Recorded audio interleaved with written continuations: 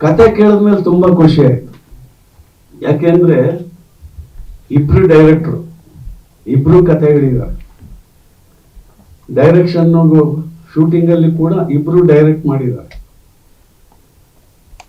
ಈ press meet ಕೂಡ invitation ಇಬ್ರು ಕಳಿಸಿದ್ದಾರೆ. ಆದ್ರೆ ಪೇಮೆಂಟ್ ಮಾತ್ರ ಒಂದೇ. ಅಂದ್ರೆ ಅವ್ರ ಗುರಿ ಒಂದೇ ಇತ್ತು. ಸಿನಿಮಾದಲ್ಲಿ ಅವ್ರು ಗೆದ್ದಿದ್ದಾರೆ ಈಗ.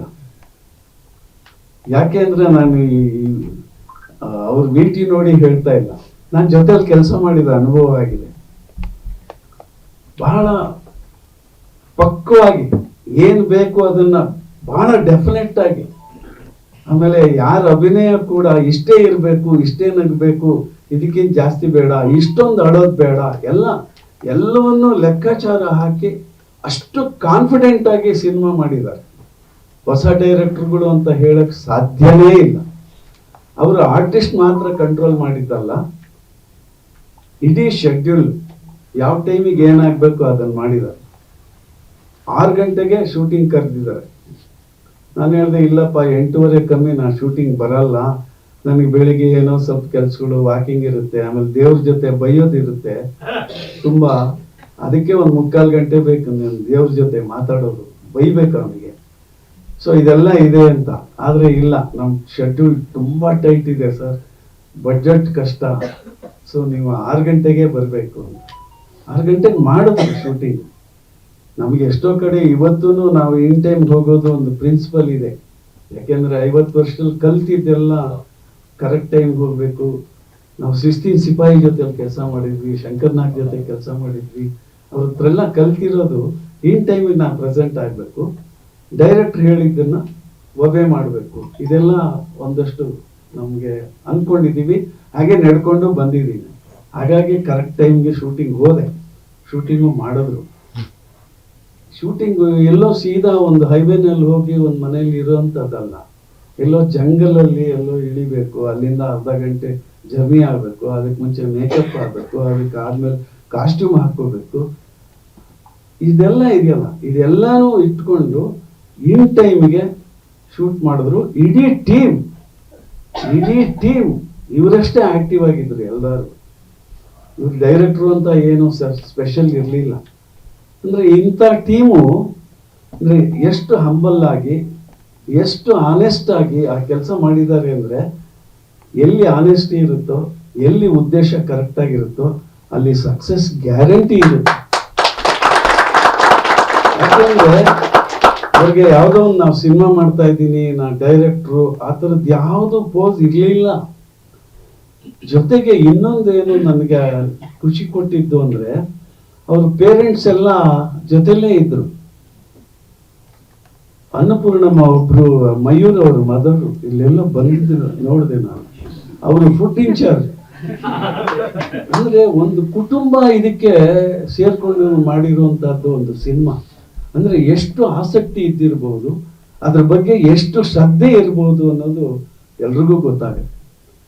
ಯಾವುದೇ ಕೆಲಸ ಕೇರ್ಲೆಸ್ ಅಲ್ಲಿ ಮಾಡೋದು, ಭಕ್ತಿ ಇಲ್ಲದೆ ಮಾಡೋದು, ಅದನ್ನ ಪ್ರೀತಿಸದೆ ಮಾಡೋದು, ಅಲ್ಲಿ ಸಕ್ಸಸ್ ಇರಲ್ಲ.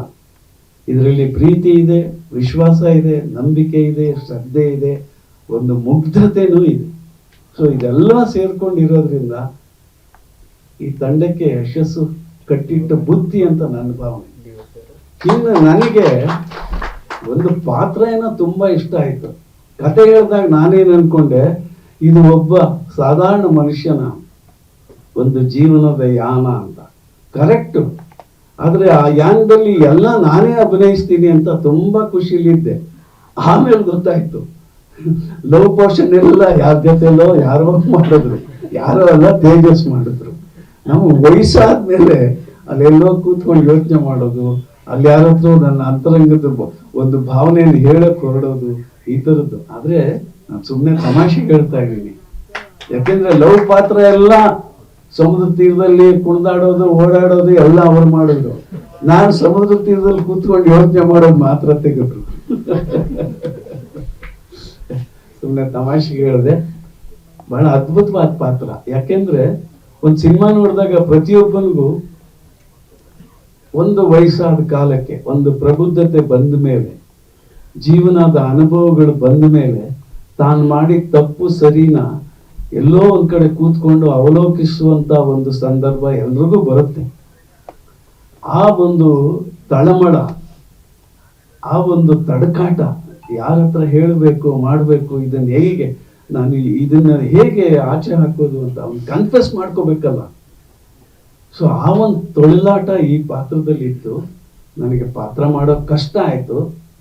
ಆದ್ರೆ ತೇಜಸ್ಸು ಮತ್ತು ಮಯೂರ ತುಂಬಾ ಟಿಪ್ಗಳು ಕೊಡ್ತಾ ಇದ್ರು, ಕಿವಿಲೇ ಬಂದು ಹೇಳೋರು. ಡೈರೆಕ್ಟರ್ ಅಂದ್ಬಿಟ್ಟು ರೇ ಹಂಗಲ್ರಿ ಅಂತ ಯಾವತ್ತೂ ಹೇಳಲಿಲ್ಲ. ಕಿವಿಲ್ ಬಂದು ಸರ್ ಅಷ್ಟೊಂದು ನಗೋದ್ ಬೇಡ ಸರ್, ಅಷ್ಟೊಂದು ಕಣ್ಣಲ್ಲಿ ನೀರು ತುಂಬಿಕೊಂಡಿರ್ಲಿ, ನೀರು ಆಚೆ ಬರಬಾರ್ದು, ಇದೆಲ್ಲ ಟಿಪ್ಸ್ ಕೊಟ್ಟು ಮಾಡಿಸಿದ್ದಾರೆ. ಗೊತ್ತಿಲ್ಲ ಹೇಗೆ ಮಾಡಿದ್ದೀನಿ ಅಂತ. ನನಗೂ ಒಂದು ಆತಂಕ ಇದೆ, ಆ ಪಾತ್ರನ ನ್ಯಾಯ ಒದಗಿಸಿದೀನ ಇಲ್ವಾ ಅನ್ನೋದು. ಯಾಕೆಂದ್ರೆ ಇದು ಸಲೀಸಾದ ಪಾತ್ರ ಅಲ್ಲ, ಭಾವನೆಗಳು. ಆಮೇಲೆ ಸಂಭಾಷಣೆ ಇಲ್ವೇ ಇಲ್ಲ. ಆಡ್ ಫಿಲಮ್ ಅಲ್ಲೂ ಕಡಿಮೆ ಶಾರ್ಟ್ಸ್ ಅಲ್ಲಿ ಅವರ ಪ್ರಾಡಕ್ಟ್ ಬಗ್ಗೆ ವ್ಯಕ್ತಪಡಿಸ್ತಾರೆ. ಇಲ್ಲೂ ಹಾಗೇನೆ ಒಂದು ಶಾರ್ಟ್ ಅಲ್ಲೇ ಸುಮಾರು ವಿಷಯ ಪ್ರಕಟ ಮಾಡಬೇಕು. ಅದು ಆಕ್ಟರ್ಗಳಿಗೆ ಚಾಲೆಂಜ್. ಅದನ್ನ ಮಾಡಿಸಿದ್ದಾರೆ, ಮಾಡಿಸಿದ್ದಾರೆ. ಹಾಗಾಗಿ ಇನ್ನು ಭೇಟಿ ನೀವೇ ನೋಡಿದಿರ, ನಾನು ಇವ್ರ ಬಗ್ಗೆ ಏನ್ ಹೇಳೋದು. ಇವರಾಗ್ಲೇ ಜಯದ ಹಾದಿಯಲ್ಲಿ ಇದ್ದಾರೆ.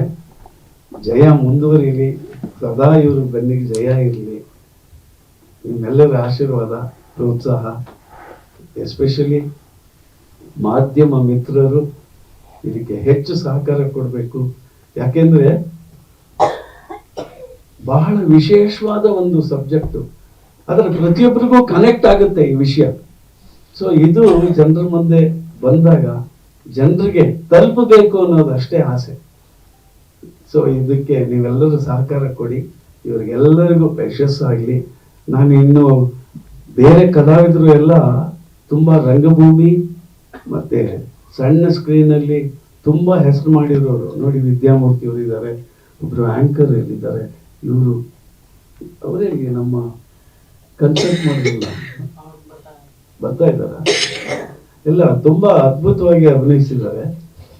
ತೇಜಸ್ ಕೂಡ ಬಹಳ ಸಟಲ್ ಆಕ್ಟಿಂಗ್ ಮಾಡಿದ್ದಾರೆ, ತುಂಬಾ ಸಟಲ್ ಆಗಿ ಮಾಡಿದ್ದಾರೆ. ಸಾಮಾನ್ಯವಾಗಿ ಅಭಿನಯ ಅಂದ ತಕ್ಷಣ ಡೈಲಾಗ್ ಗಟ್ಟಿಯಾಗಿ ಮಾತಾಡೋದು, ಕೈ ಬಾಯಿ ಹಾರಿಸೋದು, ಅದು ಯಾವುದೂ ಇಲ್ಲ.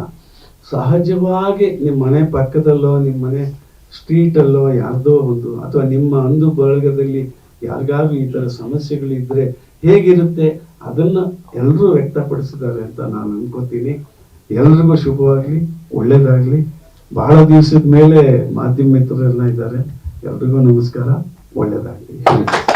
ಸ್ವಾದಿಷ್ಟತೆಯ ಸ್ವಾದ, ತಾಜಾತನದ ಆಹ್ಲಾದ, ಉತ್ತಮ ಆರೋಗ್ಯ ಮತ್ತು ಹೆಚ್ಚಿನ ರೋಗ ನಿರೋಧಕ ಶಕ್ತಿಯ ವೃದ್ಧಿಗೆ ಈಗ ನಿಮಗೆ ಸಿಗುತ್ತಿದೆ ಉತ್ತಮ ಗುಣಮಟ್ಟದ ಪೌಷ್ಟಿಕಾಂಶ. Shri Vaidik millet health mix, ಇದು ಸಿರಿಧಾನ್ಯಗಳ ಸಂಪತ್ತು.